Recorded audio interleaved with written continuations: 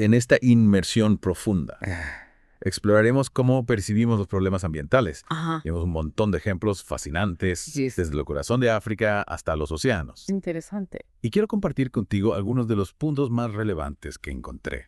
Me parece fundamental analizar cómo las narrativas que escuchamos, Sí. a veces cargadas de emociones, influyen en nuestra comprensión de temas tan complejos como el medio ambiente. Claro. Hoy vamos a desmenuzar algunas de esas narrativas, con ejemplos del mundo real. Me parece perfecto. ¿Qué parece? Por supuesto. De hecho, una de las historias que me impactó fue la de Bernadette, Ajá. una madre en el Congo que lucha por alimentar a sus 7 hijos. Oh, wow. Imagínate la angustia de ver cómo los babuinos destruyen su cultivo de batata, su único sustento. Sí, Es un recordatorio de la fragilidad de la vida en ciertas partes del mundo. es cierto. Y esa fragilidad a menudo se magnifica con narrativas apocalípticas. Vimos con esa Extinction Rebellion. Ajá. Sus predicciones de que el cambio climático llevará a la extinción humana. Asusta. Aunque alarmantes, no siempre se basan en datos sólidos. Ya veo. ¿Sabías que en 2019 casi la mitad de los británicos creían en esta predicción? Es una cifra impactante. No. Lo que me sorprende es que los datos muestran Sí. que a pesar del cambio climático, la realidad es que las sociedades se están volviendo menos vulnerables a los fenómenos meteorológicos extremos. Exacto, la tasa de mortalidad y los daños económicos causados por estos eventos han disminuido drásticamente, ¿En serio? entre un 80% y un 90%, Wow. desde la década de 1980. Lo que quiero decir es que a veces, al enfocarnos en los peores escenarios posibles, perdemos de vista los avances que ya se han logrado y las soluciones prácticas que podríamos implementar. Y hablando de narrativas impactantes, Sí. ¿recuerdas las imágenes del Amazonas en llamas que compartieron celebridades como Leonardo DiCaprio? Se decía que el Amazonas era el pulmón del planeta. Y que producía el 20% de oxígeno del mundo. Sí. Hasta el New York Times lo publicó. Es un mito que se ha repetido hasta la saciedad. Así. Si bien el Amazonas es un ecosistema vital, la mayor parte del oxígeno que produce lo consume en su propio ciclo de vida. Entiendo. Es fascinante cómo una idea tan simple puede tener tanta fuerza, ¿no? Totalmente. En uno de los artículos que compartiste, Sí. un conservacionista que trabajó en la Amazonia durante años Ajá. explicaba como algunas políticas que buscaban proteger la selva, paradójicamente provocaron su fragmentación y la expansión de la ganadería, Ya ve. lo que a su vez aumentó la deforestación. Es un ejemplo de cómo las buenas intenciones, sin un análisis profundo del contexto, pueden tener consecuencias inesperadas. Ya. A veces las soluciones más obvias no son las más efectivas. Hablando de problemas complejos, el tema del plástico es uno que nos preocupa a todos. Ajá. Recuerdo que me impactó mucho aquel video de la tortuga marina con una pajita de plástico atascada en su nariz. Es una imagen que nos recuerda la amenaza de la contaminación plástica, especialmente para la vida marina. Sí, la contaminación plástica es un problema grave. Sí. Se estima que el 90% de las aves marinas habían ingerido plástico en 2015. Wow. Y se prevé que esa cifra aumente al 99% para 2050. Es terrible. Sin embargo, es importante tener una visión completa. Claro. El plástico, aunque problemático, también ha tenido beneficios. En serio. No me imagino cuáles podrían ser. A finales del siglo XIX, el plástico se convirtió en un sustituto del curry que se obtenía de las tortugas marinas para fabricar peines y otros objetos. Entiendo. En ese momento, el plástico se consideraba una alternativa ecológica, porque la demanda de curry estaba llevando a la sobreexplotación de las tortugas. Qué interesante. Nunca lo había visto desde esa perspectiva. La clave para abordar la contaminación plástica no es demonizar el material en sí, sino enfocarse en el desarrollo económico y una gestión de residuos más eficaz. Claro, como lo que está haciendo China para reducir el consumo de plástico. Exacto. Es un ejemplo de que el progreso es posible. Es un recordatorio de que las soluciones requieren un enfoque multifacético que aborde las causas subyacentes. Otro tema que genera mucha preocupación es la extinción de especies. Sí. En 2019, un informe afirmaba que 1 millón de especies estaban en peligro de extinción debido a la actividad humana, con una tasa de extinción decenas a cientos de veces más alta que el promedio de los últimos 10 millones de años. Caray. ¿Qué tan precisa es esta afirmación?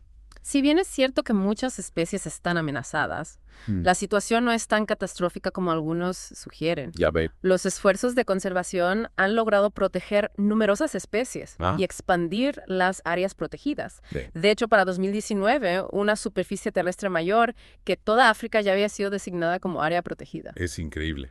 No tenía idea de que se había logrado tanto. Es cierto, pero el verdadero desafío es expandir las poblaciones existentes. Y a menudo la mayor amenaza para la vida silvestre no es el crecimiento económico en sí, sino la pobreza y la falta de desarrollo. ¿Podrías darnos un ejemplo? Claro, los gorilas en el Congo se enfrentan a la amenaza de la deforestación, no por la industria maderera a gran escala, sino por la necesidad de leña de las comunidades locales. Entiendo la falta de acceso a energía limpia y asequible. Obliga a las personas a depender de los recursos naturales, Sí. lo que a su vez impacta en la vida silvestre. Es un ciclo complejo que requiere soluciones integrales. Precisamente. Y hablando de energía, hay un tema que genera mucho debate. ¿Cuál? La energía nuclear. A pesar de ser una fuente de energía libre de carbono, Sí. a menudo es rechazada por quienes se preocupan por el cambio climático. ¿Qué opinas tú? La verdad es que siempre he tenido mis dudas sobre la energía nuclear. Los accidentes como el de Chernóbil me generan mucha inquietud. Es comprensible, pero es importante recordar que la energía nuclear tiene un historial de seguridad comprobado. Sí. Y que los residuos que genera se pueden gestionar de forma segura. De hecho, ha salvado más de 2 millones de vidas al prevenir la contaminación del aire, Caray, que mata a millones cada año. es un dato que no conocía. A veces los temores y las ideas erróneas sobre la energía nuclear nos impiden ver sus beneficios potenciales. Y en cuanto a las energías renovables, a menudo se presentan como la solución definitiva. Sí. Pero tienen realmente el potencial de satisfacer todas nuestras necesidades energéticas. Las energías renovables, aunque importantes, tienen limitaciones. Su baja densidad energética requiere vastas extensiones de tierra, Ya veo. lo que puede impactar negativamente en los ecosistemas. Recuerdo haber leído un artículo que afirmaba que un pequeño cuadrado de paneles solares podría alimentar a todo Estados Unidos. Es un buen ejemplo de cómo se simplifican las cosas. Los cálculos realistas demuestran que se necesitarían áreas mucho mayores para cubrir las necesidades energéticas de un país. Salud. Además, algunas fuentes renovables como los biocombustibles Necesitan grandes áreas de cultivo, mientras que las turbinas eólicas pueden afectar a las poblaciones de insectos. Entiendo, entonces no existe una solución única, ¿verdad? Exacto, es fundamental ser realista sobre el potencial y las limitaciones de las diferentes fuentes de energía. Ya veo. Un enfoque equilibrado es crucial. Y hablando de diferentes enfoques, me gustaría tocar el tema de la influencia de la ideología en las narrativas ambientales. La idea de que las grandes petroleras financian la negación del cambio climático es un ejemplo de cómo los intereses económicos pueden moldear la opinión pública. Es cierto, pero las motivaciones ideológicas y los sesgos no se limitan a un solo lado del debate. ¿Podrías darnos un ejemplo? Claro, algunos activistas climáticos se oponen a la energía nuclear mientras abogan por el gas natural, a pesar de que este último es un combustible fósil. Es interesante cómo las ideas preconcebidas pueden influir en nuestras posturas ambientales. Exacto, y algunos incluso aceptan financiación de personas o organizaciones con vínculos a la industria de los combustibles fósiles. La hipocresía puede existir en ambos lados del espectro ideológico. Entonces, ¿cómo podemos discernir entre información confiable y narrativas sesgadas? La clave está en analizar críticamente la información, considerar múltiples perspectivas y basar nuestra comprensión en evidencia confiable. Ya veo. No debemos dejarnos llevar por las emociones o las narrativas simplistas. Eso me parece fundamental. Y hablando de narrativas simplistas, a veces olvidamos que las soluciones que parecen naturales no siempre son las mejores para el medio ambiente. Es un punto interesante. A menudo se nos dice que debemos volver a una forma de vida más simple, más conectada con la naturaleza. Pero, ¿qué significa eso realmente en términos de impacto ambiental? Buena pregunta. Tomemos la industria de la moda como ejemplo. Durante la Semana de la Moda de Londres, en 2019, activistas de Extinction Rebellion protestaron contra el impacto ambiental de la industria, argumentando que era insostenible debido a su enfoque en el consumo. Sí, recuerdo haber visto imágenes de esas protestas. Los carteles que decían moda, ecocidio, eran bastante impactantes. Pero ¿no crees que hay algo de cierto en esa afirmación? Al fin y al cabo, La industria de la moda produce muchísimos residuos Sí. y consume muchos recursos. Sin duda hay que abordar los problemas de sostenibilidad en la industria de la moda, pero enfocarse únicamente en reducir el consumo podría tener consecuencias no deseadas. ¿A qué te refieres? A veces las soluciones más simples no son las más justas ni las más efectivas a largo plazo. No entiendo muy bien a dónde quieres llegar. Piensa en la historia de Supartie.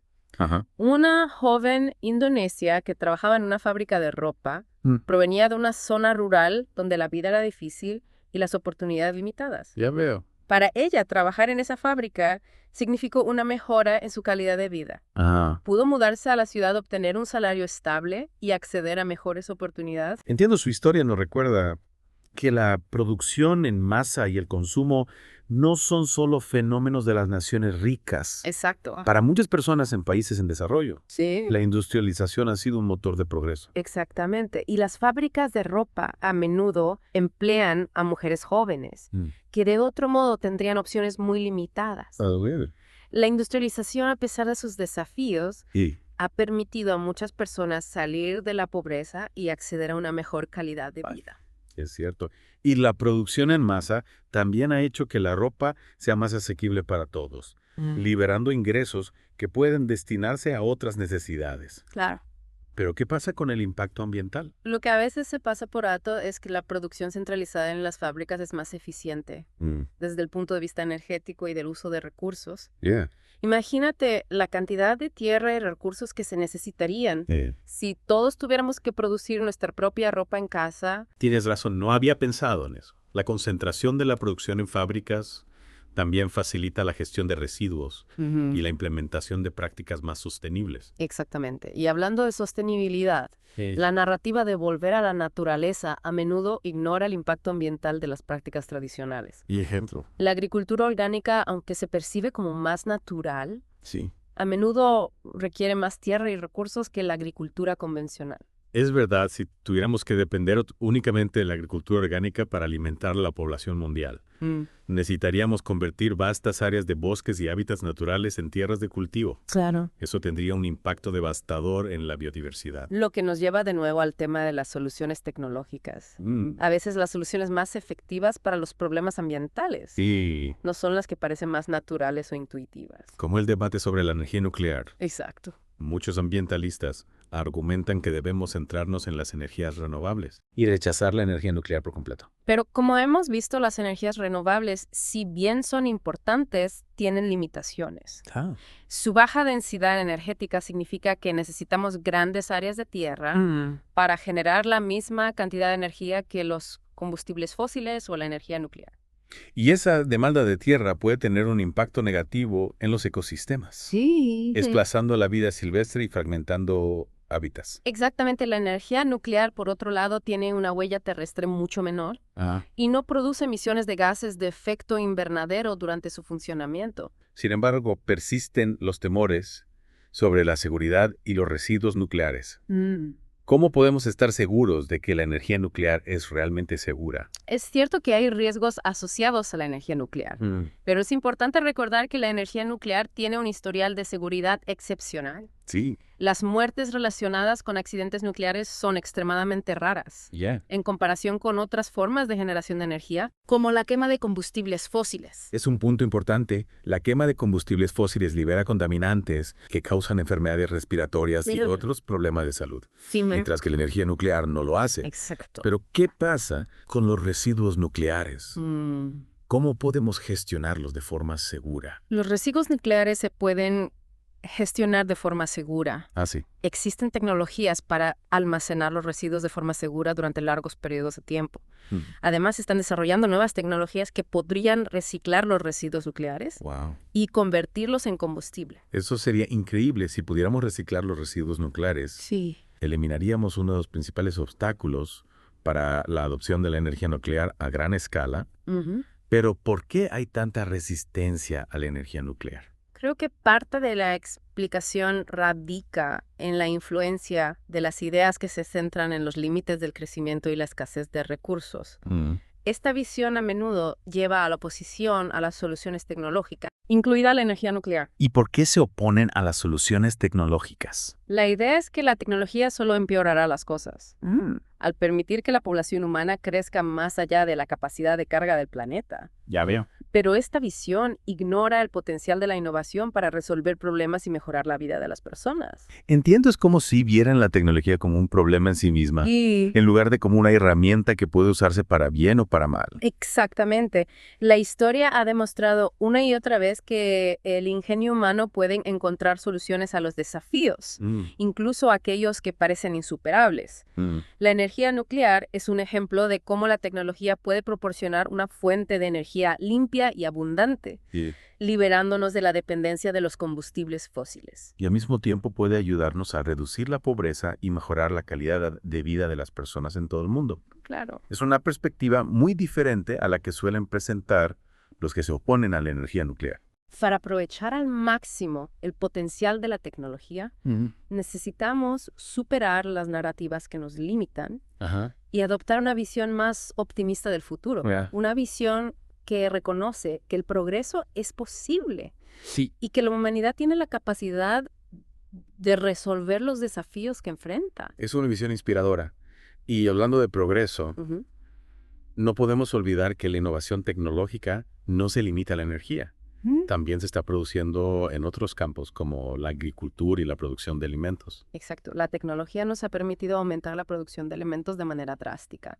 Claro. Lo que ha ayudado a reducir el hambre y la desnutrición en todo el mundo. Sí. Y se están desarrollando nuevas tecnologías que podrían hacer que la agricultura sea aún más eficiente y sostenible. ¿Cuáles? La agricultura de precisión, por ejemplo, utiliza sensores y datos para optimizar el uso de agua, fertilizantes y pesticidas, lo que reduce el impacto ambiental. Es fascinante cómo la tecnología puede ayudarnos a producir más alimentos con menos recursos. Y la biotecnología está desarrollando cultivos más resistentes a las enfermedades y al estrés climático, lo que podría ayudar a alimentar a una población mundial en crecimiento. Esas son buenas noticias, pero no hay riesgos asociados a estas nuevas tecnologías. Claro que hay riesgos. La clave está en utilizar la tecnología de manera responsable y ética, teniendo en cuenta las posibles consecuencias no deseadas. Y al mismo tiempo, necesitamos abordar las desigualdades y las injusticias que impiden que todas las personas se beneficien del progreso tecnológico. La tecnología tiene el potencial de mejorar la vida de todos, pero solo si se utiliza para el bien común. Estoy de acuerdo, y eso requiere que cuestionemos las narrativas que nos dividen y que busquemos soluciones que beneficien a la humanidad en su conjunto. Y hablando de narrativas, a veces se nos presenta una imagen simplista de el bien contra el mal. Sí. En el debate ambiental, la idea de que las grandes corporaciones son las villanas y los activistas ambientales son los héroes. Pero la realidad es mucho más compleja que eso. Totalmente de acuerdo. Hay matices en ambos lados del debate. Y a veces las soluciones a los problemas ambientales provienen de fuentes inesperadas. ¿Podrías darnos un ejemplo? Claro, la historia de cómo el aceite de palma ayudó a salvar a las ballenas. No entiendo el aceite de palma. Sí. No se supone que el aceite de palma es malo para el medio ambiente. El aceite de palma en sí mismo no es ni bueno ni malo. Ya veo. Es la forma en que se produce y se utiliza lo que puede ser problemático. Pero en el siglo XIX, el aceite de ballena era una fuente importante de combustible e iluminación. La caza de ballenas estaba llevando a la extinción de muchas especies. Es cierto, recuerdo haber leído sobre eso. La caza de ballenas era una industria brutal. Con el descubrimiento del petróleo y el desarrollo del aceite vegetal, como el aceite de palma, la demanda de aceite de ballena disminuyó drásticamente. Esto permitió que las poblaciones de ballenas se recuperaran. Es increíble. Nunca había pensado en el aceite de palma como una solución para la conservación de las ballenas. Es un recordatorio de que las soluciones a los problemas ambientales a menudo provienen de fuentes inesperadas. Y que la innovación tecnológica puede tener consecuencias positivas, Sí. incluso en áreas donde no lo esperamos. Exactamente. Y hablando de innovación, no podemos olvidar que la tecnología está en constante evolución. Claro. Lo que hoy parece una solución ideal podría ser reemplazado por algo mejor en el futuro. Eso es emocionante y a la vez un poco abrumador, ¿Cómo podemos mantenernos al día con todos estos avances? Lo importante es mantener la mente abierta a nuevas ideas y enfoques. Y estar dispuestos a cuestionar las narrativas que nos limitan. La historia de Cesare Marchetti y su modelo de sustitución tecnológica es un buen ejemplo de cómo la innovación puede conducir a cambios inesperados. No estoy familiarizado con ese modelo. ¿Podrías explicarlo un poco? Claro, Marchetti descubrió que las transiciones energéticas a menudo ocurren de manera predecible, independientemente de las guerras, las crisis económicas o las políticas gubernamentales. Es decir, que hay fuerzas subyacentes que impulsan el cambio tecnológico, independientemente de las circunstancias externas. Exacto, y que los nuevos combustibles y tecnologías tienden a reemplazar a los antiguos, a medida que se vuelven más eficientes y asequibles. Eso tiene sentido. La innovación tecnológica no es un proceso aleatorio, sino que sigue ciertos patrones. Este modelo nos recuerda que el proceso tecnológico es un proceso continuo y que las soluciones a los problemas ambientales pueden surgir de formas que no podemos predecir.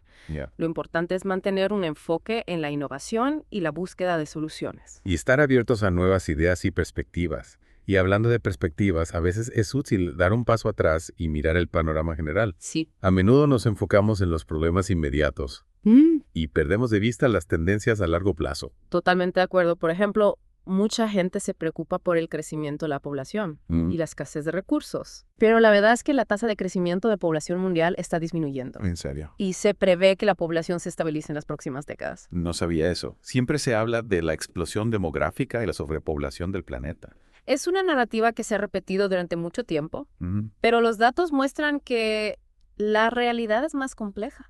La tasa de natalidad ha disminuido en la mayor parte del mundo y la población mundial se está estabilizando. Eso es una buena noticia, pero ¿qué pasa con los recursos? No se están agotando. La tecnología está haciendo que los recursos sean más eficientes y abundantes. Por ejemplo, gracias a la fracturación hidráulica. Ahora tenemos acceso a grandes reservas de gas natural que antes eran inaccesibles. Entiendo, entonces no se trata de que nos estemos quedando sin recursos, sino de cómo los gestionamos. La clave está en gestionar los recursos de manera sostenible y garantizar que los beneficios del progreso se distribuyan de manera equitativa. Y al mismo tiempo necesitamos abordar los desafíos del cambio climático. Exactamente, el cambio climático es un problema real y urgente. Sí. Pero no es el fin del mundo. A veces parece que el discurso sobre el cambio climático es demasiado catastrofista, como si no hubiera esperanza. Tenemos las herramientas y el conocimiento para mitigar sus efectos y adaptarnos a un clima cambiante. Lo que necesitamos es voluntad política y cooperación global. Y una visión optimista del futuro que nos inspire a buscar soluciones. Y hablando de optimismo, es importante recordar que la humanidad ha superado muchos desafíos en el pasado. Hemos sobrevivido a guerras, hambrunas y epidemias. Y hemos logrado un progreso sin precedentes en términos de calidad de vida, esperanza de vida y acceso a la educación. Es cierto, a veces nos olvidamos de lo mucho que hemos avanzado como especie. No hay razón para pensar que no podemos superar los desafíos que enfrentamos hoy. La clave está en trabajar juntos. Utilizar la tecnología de manera responsable y mantener una visión optimista del futuro. Y hablando del futuro, ¿qué podemos esperar en términos de progreso tecnológico y soluciones ambientales? Es difícil predecir el futuro con certeza. Pero hay muchas razones para ser optimistas. Me encantaría escuchar algunas de esas razones. ¿Qué avances te parecen más prometedores? La innovación tecnológica está ocurriendo a un ritmo sin precedentes. Se están desarrollando nuevas tecnologías que podrían revolucionar la forma en que vivimos, trabajamos y producimos energía. ¿Podrías darnos algunos ejemplos? Claro, la inteligencia artificial, la robótica, la biotecnología, la nanotecnología. Estas son solo algunas de las áreas que están avanzando rápidamente. Y estas tecnologías tienen el potencial de abordar muchos de los desafíos ambientales que enfrentamos. Es fascinante pensar en las posibilidades que se abren ante nosotros. La inteligencia artificial, por ejemplo, podría ayudarnos a optimizar el uso de energía, gestionar los recursos de manera más eficiente y desarrollar nuevos materiales sostenibles. Y la robótica podría automatizar tareas peligrosas y repetitivas. Exacto. Liberando a los humanos para que se centren en actividades más creativas y gratificantes. Exactamente. Y la biotecnología podría ayudarnos a producir alimentos de manera más sostenible, desarrollar nuevos medicamentos y limpiar la contaminación. Y la nanotecnología podría crear nuevos materiales con propiedades extraordinarias, Sí. lo que lleva a innovaciones en energía, medicina y manufactura. El futuro está lleno de posibilidades, pero solo si estamos dispuestos a abrazar la innovación y el progreso. Y a cuestionar las narrativas que nos limitan. La clave está en ser optimistas, pragmáticos y enfocados en las soluciones. Y trabajar juntos para crear un futuro mejor para todos. Esas son palabras inspiradoras. Creo que este es un buen punto para terminar la segunda parte de nuestra inversión profunda en las narrativas ambientales. En las dos partes anteriores hemos explorado cómo las narrativas, la tecnología y la ideología influyen en nuestra percepción de los problemas ambientales. Pero aterrizando todo esto, ¿qué significa para nosotros como individuos? ¿Cómo podemos aplicar este conocimiento a nuestras vidas y tomar decisiones más informadas? Es la pregunta del millón, ¿verdad? Al final no somos solo espectadores.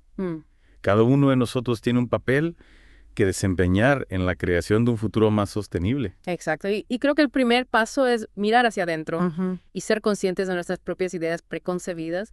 ¿Qué narrativas ambientales nos han influido? ¿Qué sesgos podríamos tener? A veces, sin darnos cuenta, nuestras creencias sobre el medio ambiente se basan en emociones, experiencias personales o información incompleta. Es un ejercicio de autocrítica importante. Totalmente. Una vez que somos conscientes de nuestros propios sesgos, podemos empezar a cuestionarlos.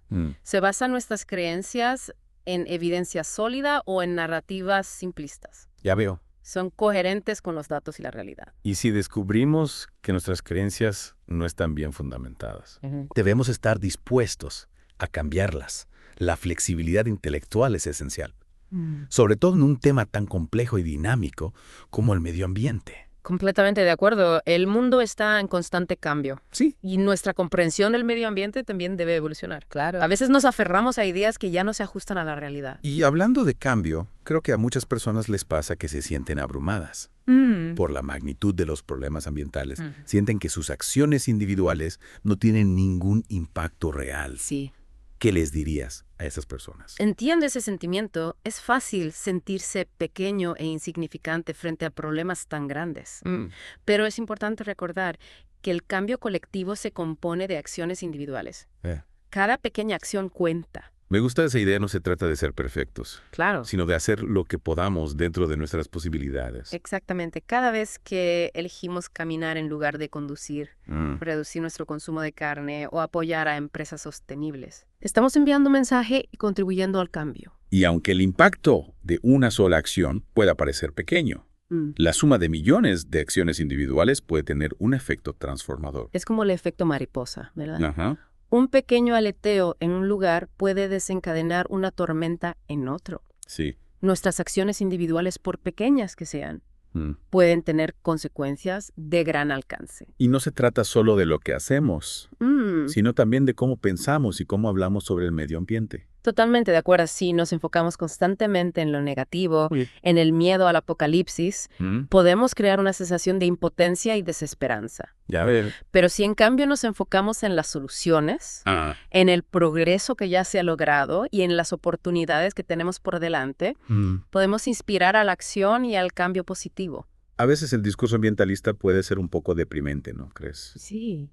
Es importante recordar que hay motivos para la esperanza. Sin duda, y hablando de soluciones, a menudo se nos dice que debemos hacer sacrificios para proteger el medio ambiente, renunciar a nuestras comodidades, reducir nuestro nivel de vida, volver a una forma de vida más simple. Veo. Pero, ¿es realmente necesario elegir entre el progreso humano y la sostenibilidad ambiental? Esa es una gran pregunta. Podemos tener ambas cosas.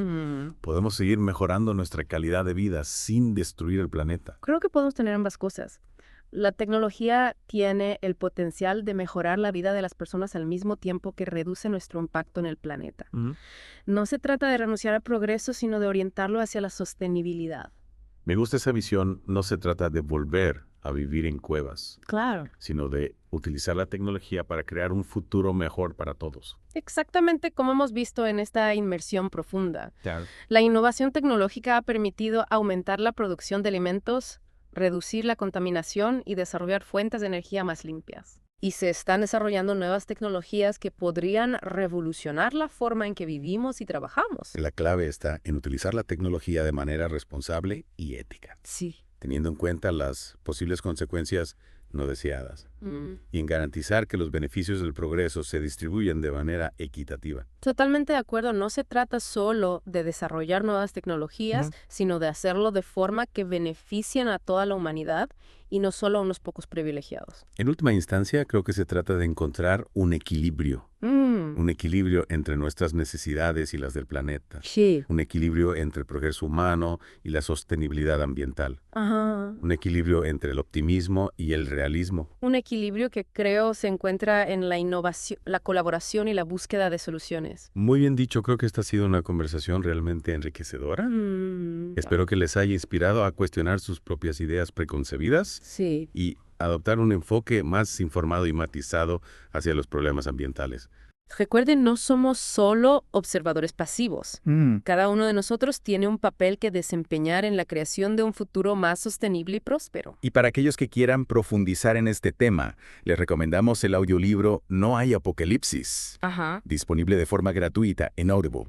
Encontrarán el enlace en la descripción y en el primer comentario fijado. Perfecto. Hasta la próxima, pensadores.